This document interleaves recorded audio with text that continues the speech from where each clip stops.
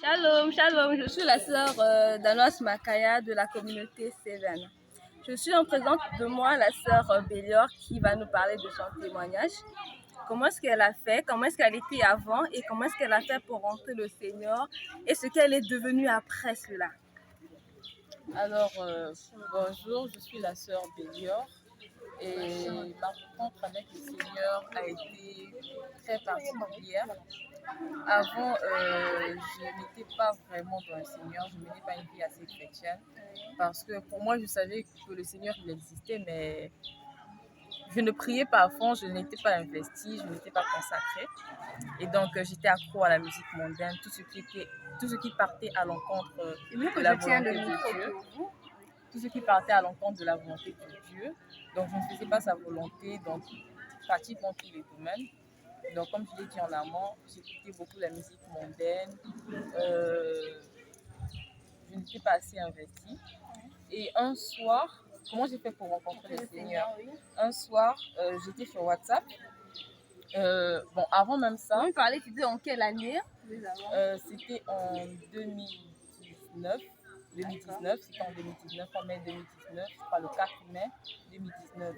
Avant ça, moi, je me disais que, voilà, Dieu, il existait, mais quand les gens disaient que j'ai eu une vision, j'ai eu ceci, je ne croyais pas, parce que beaucoup de gens envoyaient des notes vocales sur WhatsApp qui disaient que Dieu m'a parlé, il m'a dit ceci, il faut vous apprêter, il vient bientôt.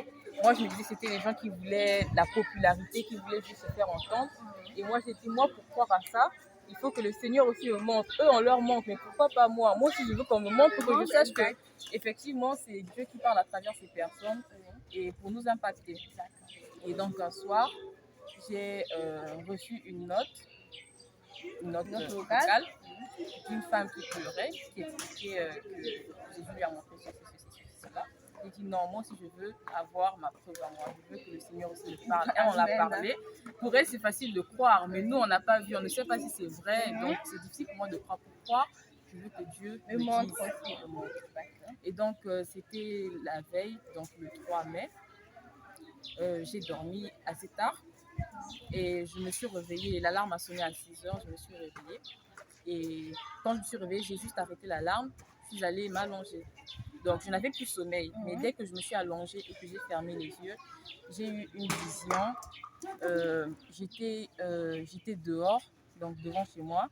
Il y avait de la musique, de la louange. Il y avait de la louange que j'entendais. Il y avait plusieurs personnes autour de moi.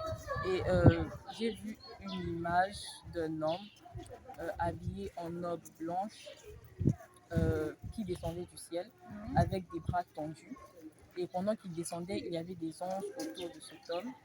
Le visage, je ne pouvais pas le voir parce qu'il n'y avait que de la lumière. Et donc, il y avait des anges autour de cet homme et il y avait de la louange. Il y a des gens qui chantaient pour lui. Et je voyais des gens monter. Donc, on aurait dit que c'était une vision de l'enlèvement. Je voyais des gens monter et moi, j'étais en train de pleurer.